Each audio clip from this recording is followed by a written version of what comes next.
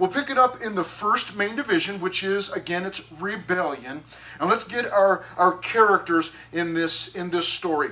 Now, Korah, the son of Izhar, the son of Kohath, the son of Levi, gives us his family genealogy there, with Dathan and Abiram. So these two guys. So you've got this cohort of these three guys, Korah, Dathan, and Abiram. And it tells us Abiram, the sons of Eliab, and On, the son of Peleth. So now we've got a fourth guy. You've got Korah, you've got Dathan, you've got Abiram, and then you've got On, the son of Peleth. The sons of Reuben took men. Okay, now how many men did they take? Because we're told, we're given four names here, and we're told that they took men. Verse 2, and they rose up before Moses. We get a little indicator there. These guys rose up before Moses with some of the children of Israel. Just some, it tells us. How many? 250 leaders of the congregation. Representatives of the congregation, men of renown. So we're told there that we've got these four men that got together and they rose up before Moses. Now, what does it mean that they rose up? Well, that's what we'll be finding out here as we go through this. But it's these four guys, and then they rounded up 250. There we are. Rebellion, response. What did I say? Rebellion. Did I say response? Mm-hmm. Yes, I did. Okay. Rebellion, response, and then residual rebellion. Here we are in the first section, verses 1 through 3. Now it's these four guys and 250 leaders. So this is no small group. Okay, this is no small group. Now, what are they doing? Well, in verse 3, we see the problem. They gathered together against Moses and Aaron. So 254 guys against who?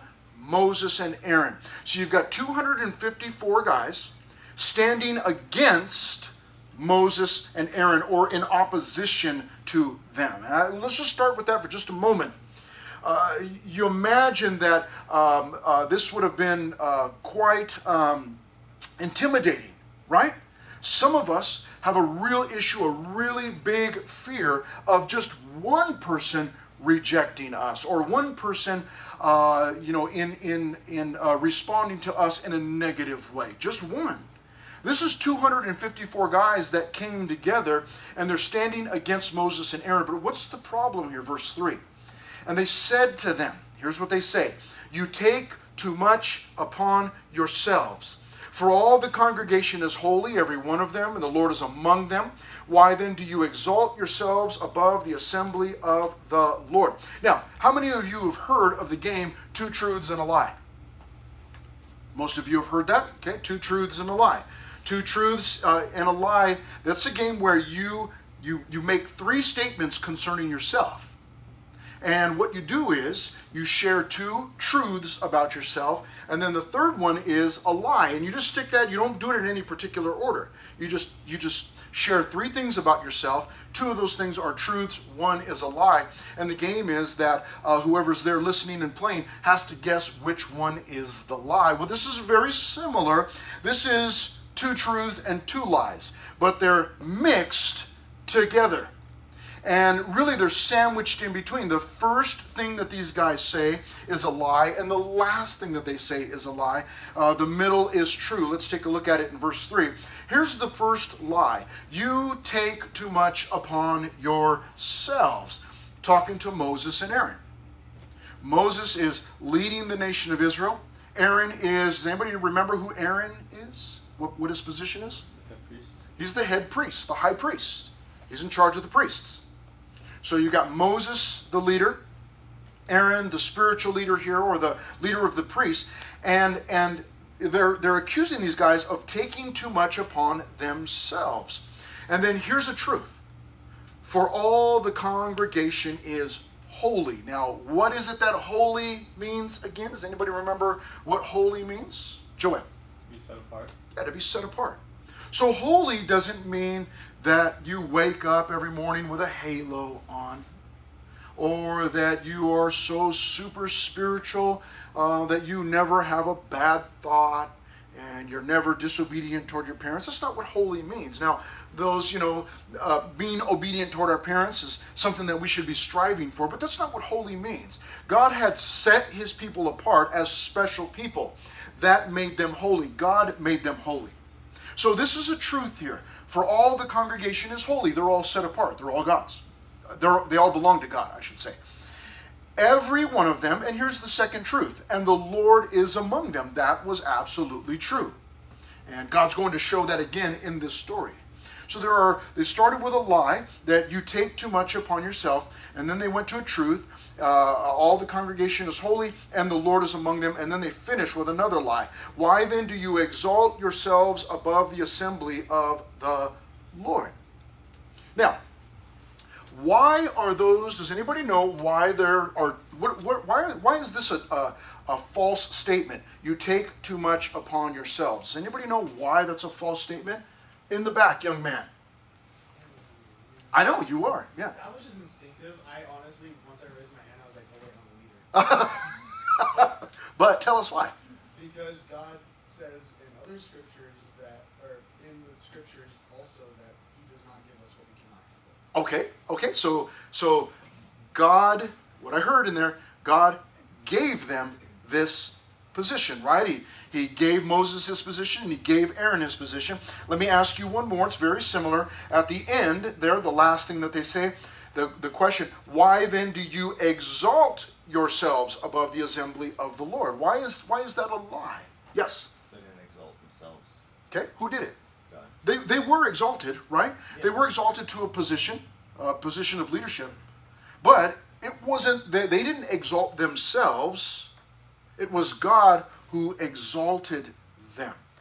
What this is envy. This is envy. Now, there's a difference between jealousy and envy. They seem to be, you're kind of like, should I use the word jealous or envy? And you're never quite sure. And then you go to the dictionary to look up definitions to see which one is which. And it's like, if you look up envy, it'll say jealousy. You're like, wait a minute. Are they one the same? Are they two different things? Jealousy fears to lose what it already has. In other words, you may have some position. You may have some position of authority or leadership. Maybe it's a position among your friends. And somebody else comes in and they threaten that. Maybe they're super nice, or they're the new kid on the block, and everybody kind of, oh, look at, they're really cool, and look how they dress, or he's so cute or she's so cute or whatever, and you feel like, oh my gosh, they're going to come in and threaten my position. So you have the position already, but you're afraid of losing it. That's jealousy. Envy is pained at seeing another have something. So envy sees somebody in possession of something, and they hate that they have it. Let's go back to a leadership position. It may be that you have some sort of status in your little posse, in your crew with your friends. And somebody else hates you for that because they don't have that position. They would be envious of you. Well, envy is what we are dealing with here. These four guys, along with the 250 other guys, they've stirred up 250 leaders. Korah, Dathan, Abiram, On. All of these guys are envious of Moses and Aaron for holding these high positions. But the problem is that what they said, you take too much upon yourself, God gave it to them. And then, why then do you exalt yourselves? They didn't. Do you remember the calling of Moses? Some of you are here for that. Others of you might have heard that story before. Moses was out in the wilderness, and he was with his father-in-law's flock of goats out there on the backside of the wilderness. But God came to him, and I'm shortening the story for you. God came to him and said, I want to use you, and this is what I want you to do. And Moses was coming up with excuses like, I don't want to do that. I don't want to do that. I don't want to do that. And, he was making it clear that he just did not want to go and be used by God to go lead the people out of Egypt. So Moses didn't choose this position for himself. He didn't exalt himself to anything. And he didn't take too much upon himself. These were things that God was putting on him. but we see these guys struggling with envy. Now, that into verse 4 takes us right in. I'm sorry, I forgot to put this up there. The rebellion is based on envy. Rebellion oftentimes is. Rebellion is oftentimes based on envy. And so is the case here. But let's look at our second and the longest of our main divisions, which is the response to this. What is the response? So when Moses heard it, he fought Korah. He got on his social media and assassinated his character so that all the world would know that Moses was not the problem, but Korah was. And then he challenged him to a fight. I'll meet you out in the baseball field, the furthest corner of the school, and we'll just handle this like men. Right? Does your translation not say that? Neither does mine. But that's where we go, right? Somebody comes against us and they want to attack our character or attack our position, some position that we hold. And oftentimes we want to respond in the flesh. Well, Moses is going to show us here how to respond in the spirit, how to respond spiritually, like a believer, like a follower of God. But we oftentimes want to jump right to the violence.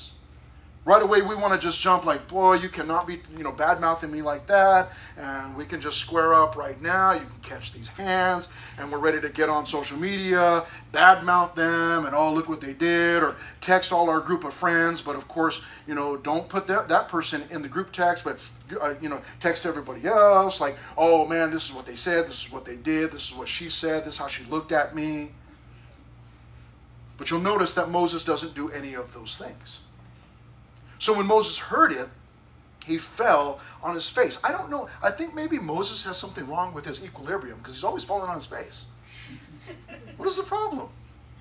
He's always falling on his face because this was his godly response. To fall on his face is anytime that you would fall on your face, and when they say fall on your face, it doesn't mean that he just keeled over and smashed his face. It means that he got down on the ground, bent down, prostrated himself. He put himself out there before these people and really before God. But what he's doing in that, you'll notice that he's humbling himself. He's lowering himself. Now, this is a dangerous position to be in. I want you to think about Korah and Dathan and Abiram and On and 250 guys. And they come against you to attack your character. They're threatening. That's threatening. 200, you really? You have to come with 250 guys? 250 guys got your back. There's only 2 of us. But the last thing you would want to do, or at least the last thing I would want to do, is not be ready to defend myself. I'm kind of one of those guys, like I'm not going to attack anybody, but I just want to be ready to defend myself. And I do strange things. Like if we go, I say we, if I'm in a restaurant setting, any kind of restaurant setting, in a room, period, I always try to sit in a position where I can watch the door. You go, what? What is wrong with you? Because if somebody's going to come in shooting, I want to know that they're coming. I want to know which person I can push down and run away. No, I'm just kidding. I just want to know that they're coming. I always want to be aware. I shared it was a few weeks back about some of the things that I do at home. When I'm before I go out to my car, I always open up the curtain. I look around like, okay, who's out there? Anybody waiting out there to murder me? And then I'll go out. When I go out and I'm locking the door, because you got to turn around to lock the door, right? So I'm facing the door, but there's glass up on the top of our door, these little windows, and I'm looking at the reflection. Like, okay, is anybody coming behind me? As I'm walking out to my car, I'm looking, if there are any cars out there, I'm looking at the reflections in the cars to see if is there anybody out there like standing out there getting ready to kill me? Just because I'm paranoid doesn't mean somebody's not out to get me. I always want to be on guard. And in this is killing me. Like, Moses, really, all these guys are ready to attack and you bow down before them? That's the worst possible position you could put yourself in. But Moses is not concerned, he's not like Pastor Chris, he's not concerned with defending himself. He knows that God's got his back, and we're going to see that. And so he spoke to Korah in verse 5. and all his company, saying, tomorrow morning, I'll meet you behind the liquor store and we'll fight. No, tomorrow morning, the Lord will show who is his and who is holy, and will cause him to come near to him. That one whom he chooses, he will cause to come near to him. Do this, he tells Korah, take censers. Censers were, they would use those to put incense, to burn incense in. It was part of the worship, part of the sacrifice. Do this. Take censers, Korah and all your company, put fire in them, and put incense in them before the Lord. So put a little bit of, some charcoal or some, something it's going to burn, and then you're going to put some incense in there before the Lord tomorrow. And it shall be in verse 7 that the man whom the Lord chooses is the Holy One. You want to talk about who's holy? God's going to choose who the Holy One is. And then he says at the end of verse 7, you take too much upon yourselves, you sons of Levi. Now, this is a big deal here. You sons of Levi. Does anybody remember? The sons of Levi actually had a position. God had given them a position. Does anybody remember what that position was? Anybody that was here for that might remember that? Okay, remember? They're to take care of the tabernacle and the inner part of it, the moving, the pillars. Yes. So they were not priests.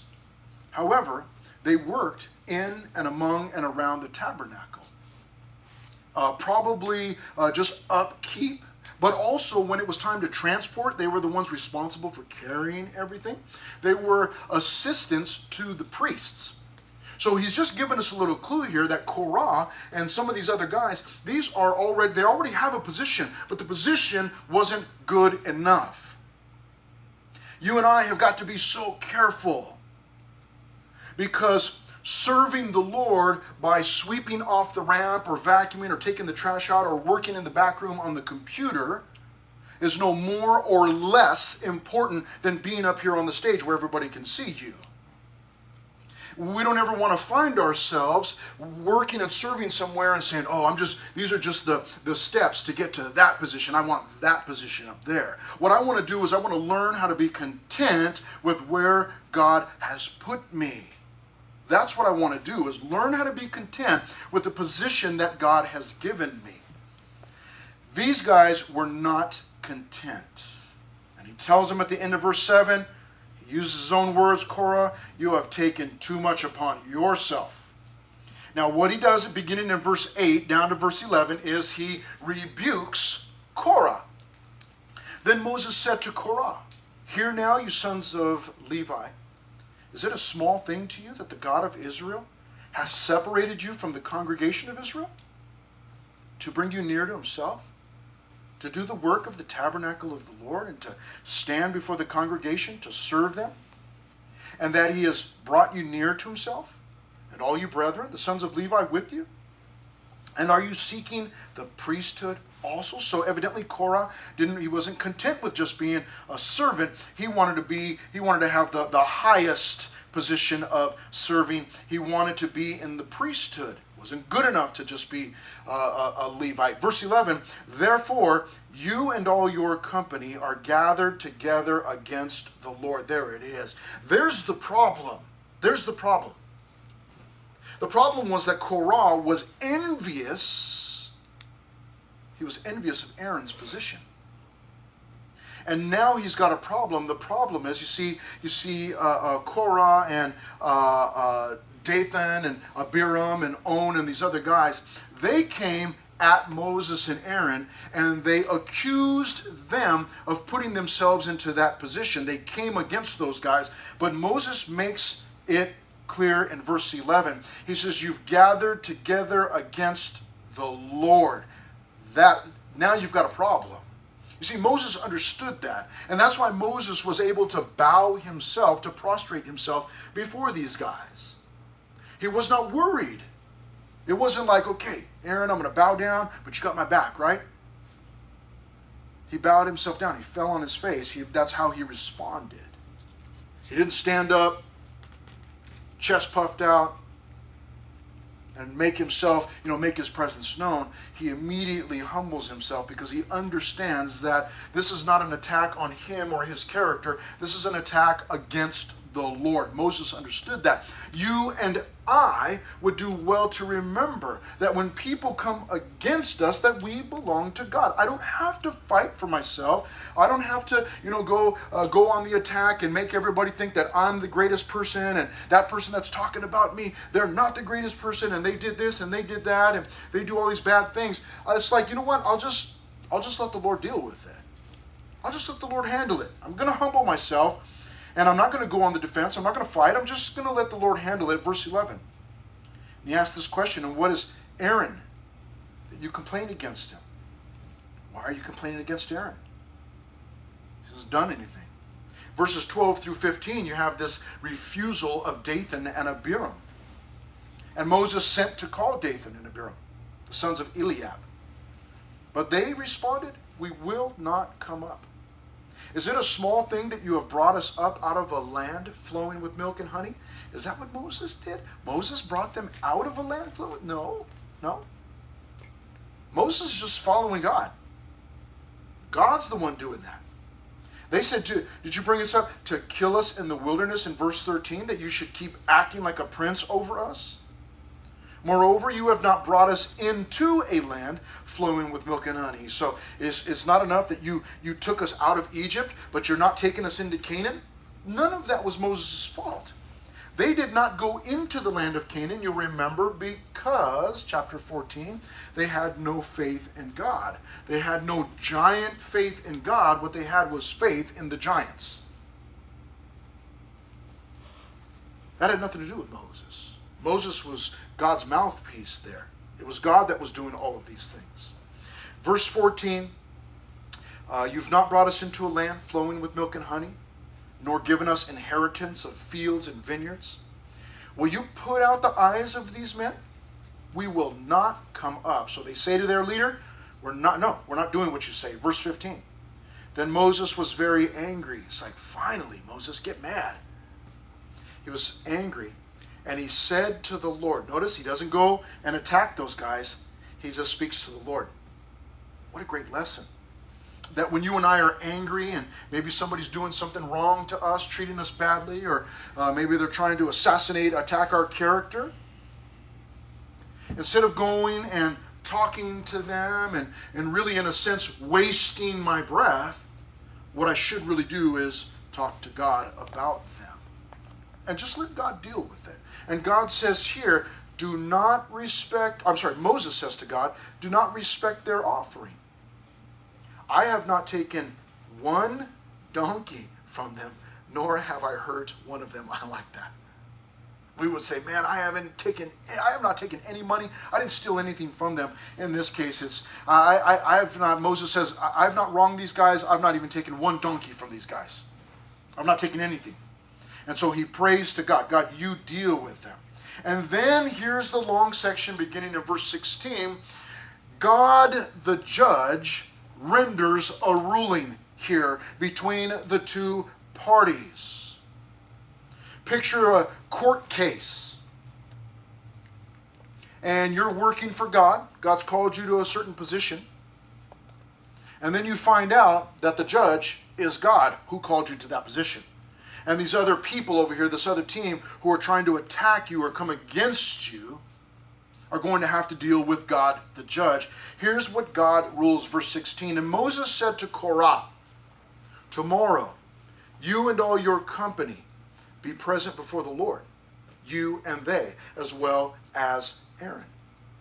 Let each take his censer and put incense in it.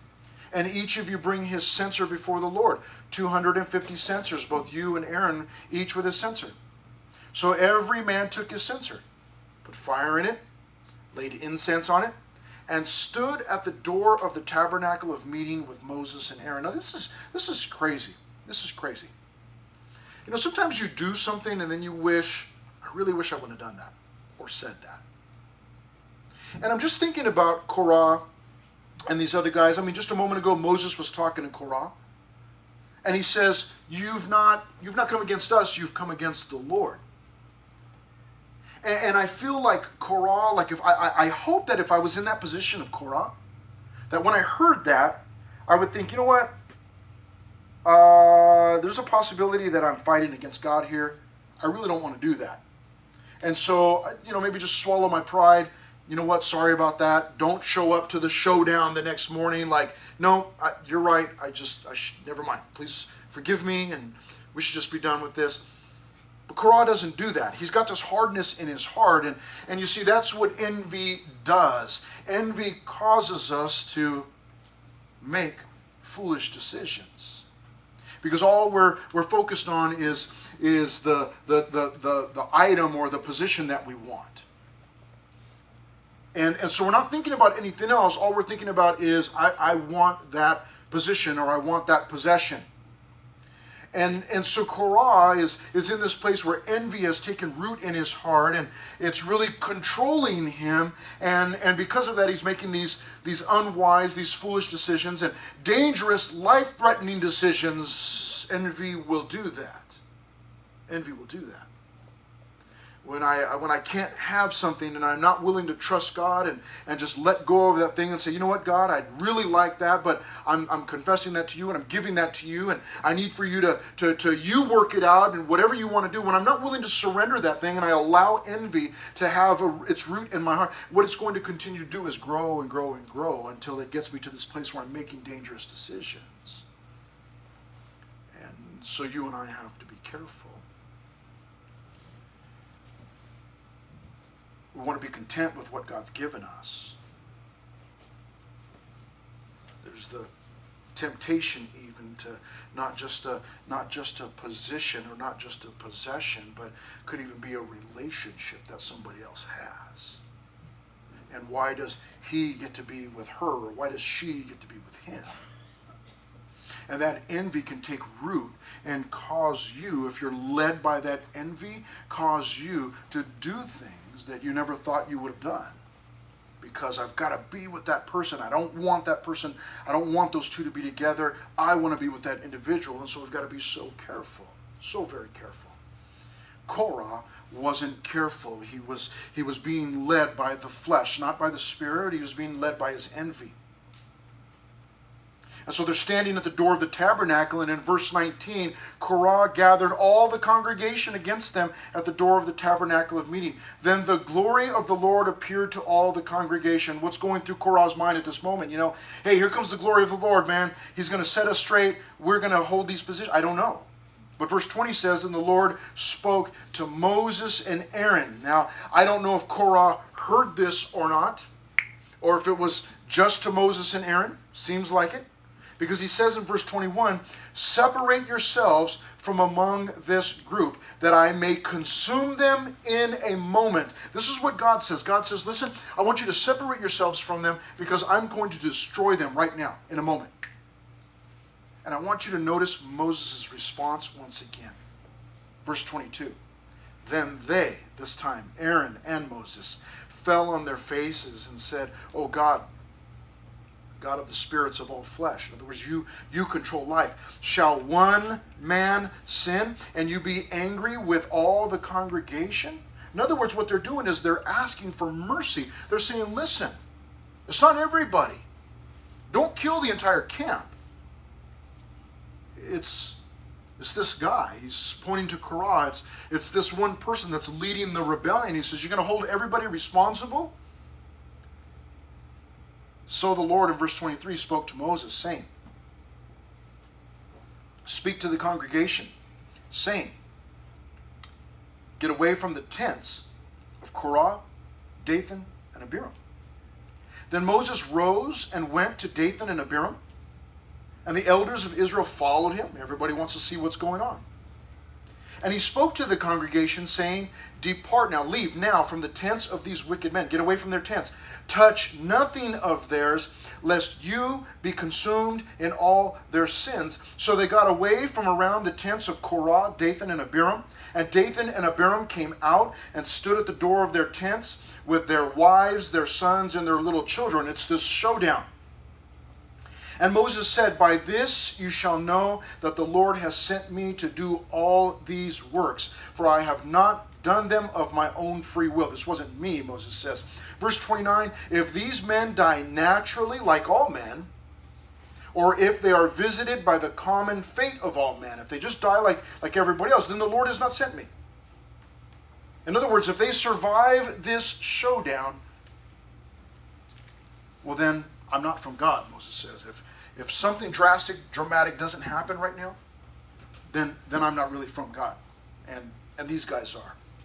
Verse 30, but if the Lord creates a new thing, and the earth opens its mouth and swallows them up with all that belongs to them, and they go down alive into the pit, then you will understand that these men have rejected the Lord. And in verse 31, something drastic and dramatic happens.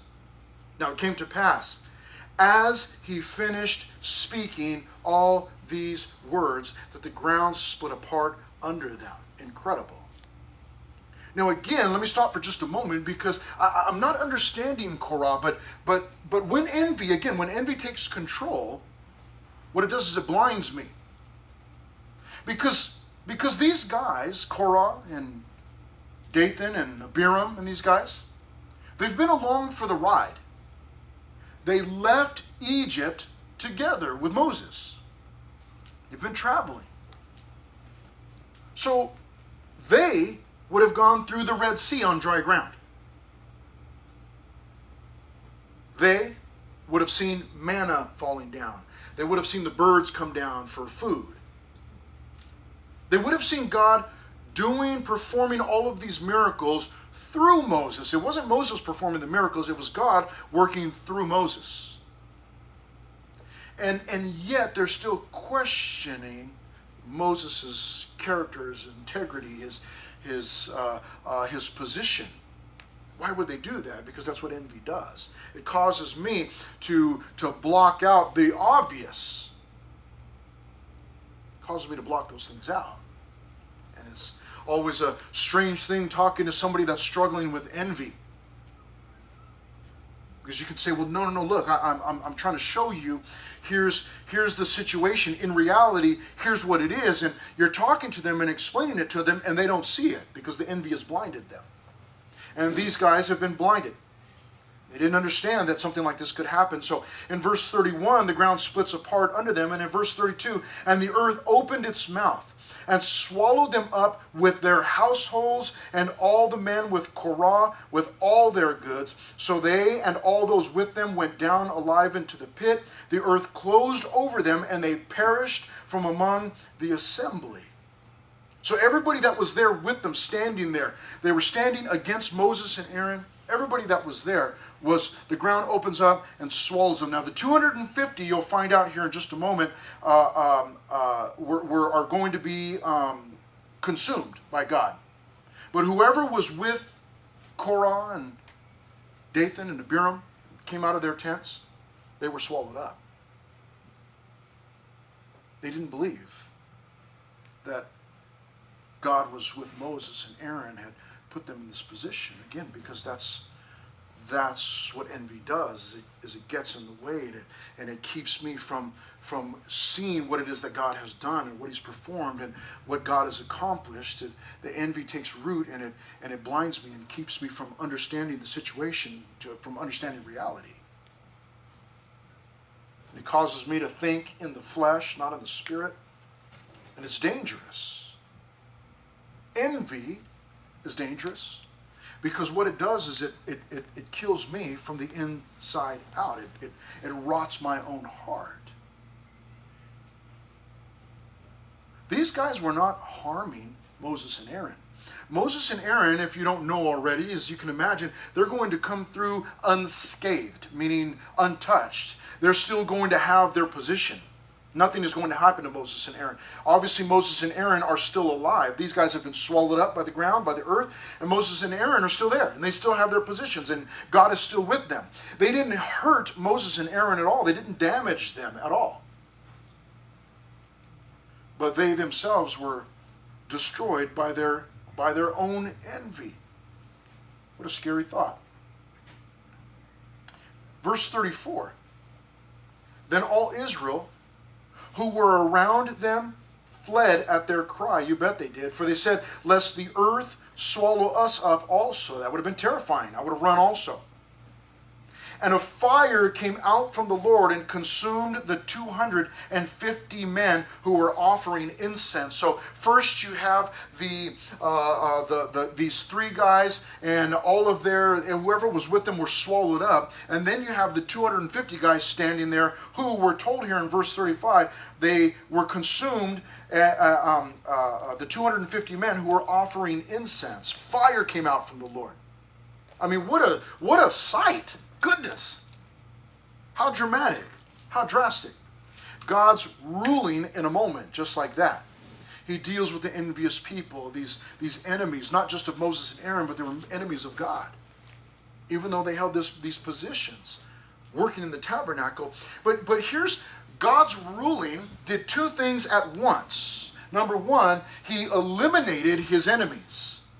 Again, these were not enemies of Moses and Aaron. These were God's enemies. He all at once in this one miracle here, this miraculous event, he eliminates his enemies and at the same time exalts his servants. Matthew 23:12 says, Jesus said this, and whoever exalts himself will be humbled. And he who humbles himself will be exalted. It's a biblical principle that all of us want to be familiar with. I don't want to try and exalt myself into some position. What I want to do is just let God do whatever God wants to do. I'm going to do my best. Maybe it's a position, maybe it's a captain position on a team, sports team. And maybe you would really like that position because you feel like you could really, give something to that position and do a good job leading the team. But let God do it. What you don't want to do is step on all the little people on the way up to the top. Badmouth people, talk to the coach.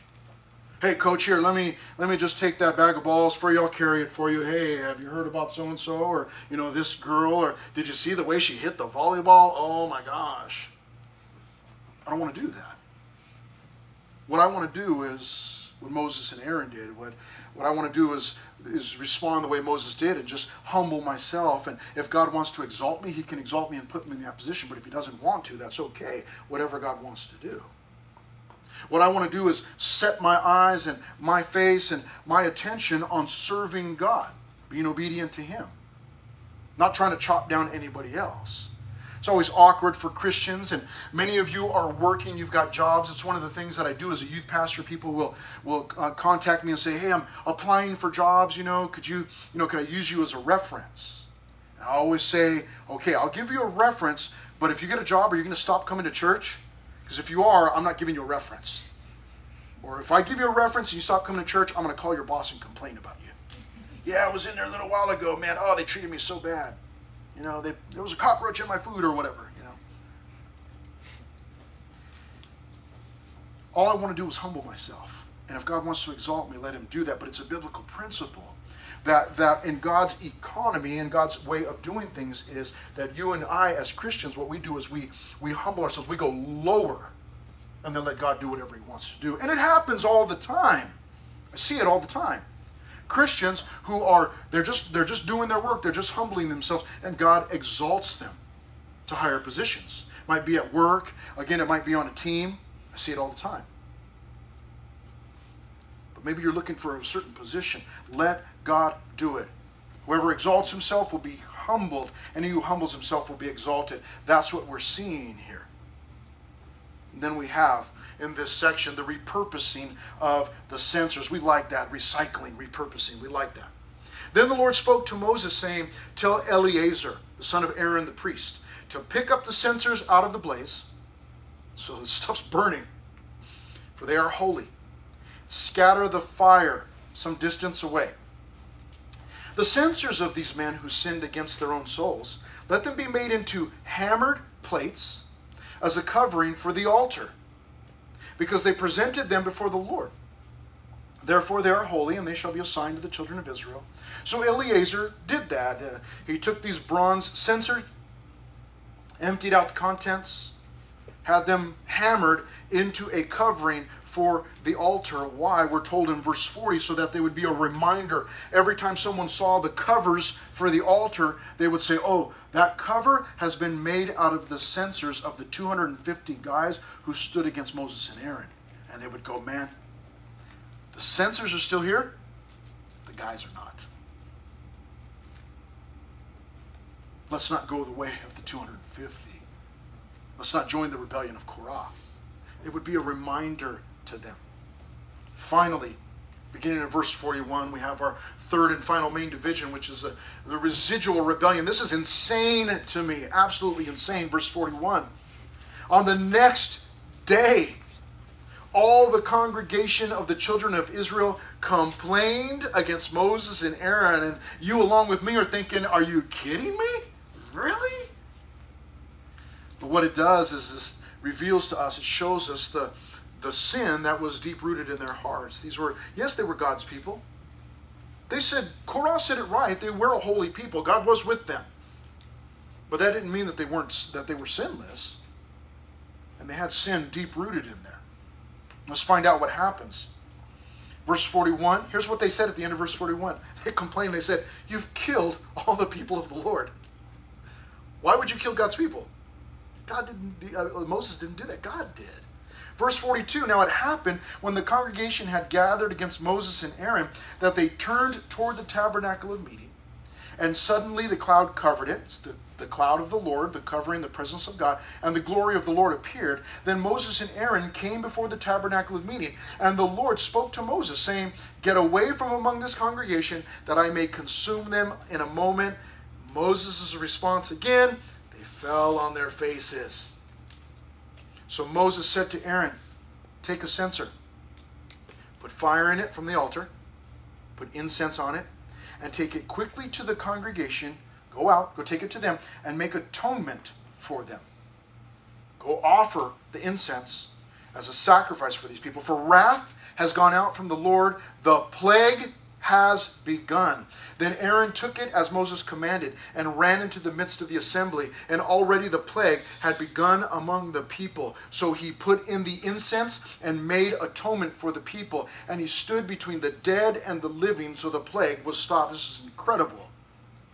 What an incredible act of service here, of selflessness. These are people that are complaining against Moses and Aaron again, just after the Korah incident the day before. And you would think that at some point Moses and Aaron would just say, you know what, God, you're right. These people are messed up. And you know what, you want to destroy them? I think you should. Just get rid of them right now. And let's start over brand new. Start over with a brand new nation. But instead, what these guys do is they go and they pray on behalf of the people. That's what they're doing here. By Aaron going and standing between the living and the dead, he stops the plague. God stops the plague because of that. This is what you call intercession. When you are praying for someone, and you pray, you're praying, but you pray on behalf of somebody else. Lord, please help my mom, or help my sister, or please help my friend, or you pray for somebody else. You're interceding. You're standing in the gap, so to speak. You're praying for somebody else. And in this case, what are they doing? They're praying or standing in the gap on behalf of their enemies. Good night, nurse. Who does that? Who does that? People of God. So in verse 49, those who died in the plague were 14,700, besides those who died in the Korah incident. So Aaron returned to Moses at the door of the tabernacle of meeting, for the plague had stopped. Proverbs 14:30. You know what? I am so sorry. I get all excited, start preaching like a Baptist, and I forget to put these things up here.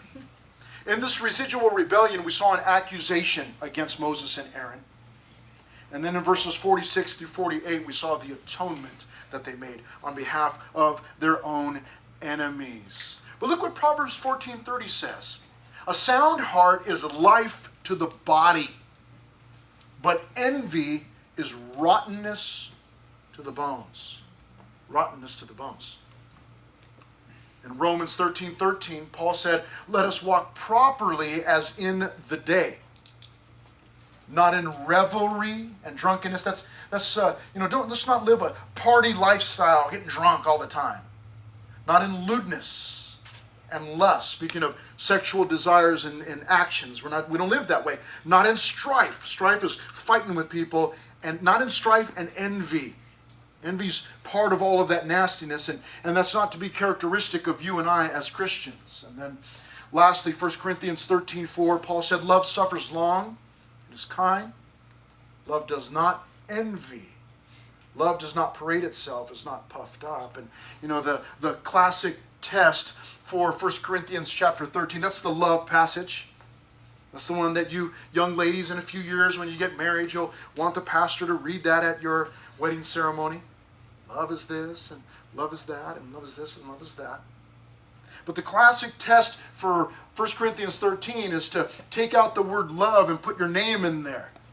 Chris suffers long and is kind. Chris does not envy. Chris does not parade himself. Chris is not puffed up. And can you go through there with your name in those slots, and does it sound right? Or do you go through and you go, oh, that doesn't sound right. That's not really me. I don't live that way. That's the test. This is how believers are supposed to be living. Genuine love, agape love. Unconditional, self-sacrificial love for everybody. For everybody. Allies and enemies alike. That's what we saw through the life of Moses here. There was an old preacher named D.L. Moody, long time ago, really cool guy, really cool author. But he used to use this story when he was talking about envy, about these two eagles, and one was an envious eagle, and he was watching this other eagle just soar through the sky. And this envious eagle saw this hunter come along, and he spoke to the hunter and said, you know what, I'd really like it if you shot that eagle down out of the sky. And so the hunter says, well, I'd love to, but I need a feather for my arrow. And so the envious eagle, no problem, I'll give you a feather, pulled out a feather from its wing and gave it, and the hunter fastened it to the arrow and pulled back and let go and missed the eagle because it was flying too high. And the original eagle that was down there talking to the hunter, he was so envious, he gets even filled with rage, he's so angry. And what he does is the hunter says, well, I need another feather. And so he pulls out another feather and continues pulling out another feather and another feather and another feather until finally the hunter realized this eagle can't fly anymore. It's rendered itself flightless. And he attacked that eagle and took that one and forgot about the one that was flying high. But you see, that's one of the things that envy does, is it keeps us from doing what we're supposed to do. Eagles are meant to fly. It should have not been bothered with the other eagle or with the hunter. But it should have just been doing what it was supposed to do, what it was made to do, to soar, to fly. But envy will ground us, and it will cause us to lose out, and it will rot me from the inside out. And as believers, we can't live that way. We've got to be living filled with joy, knowing what God's purpose is and being content with that. God, whatever position you want me in, that's where I want to be. Father, help us, please.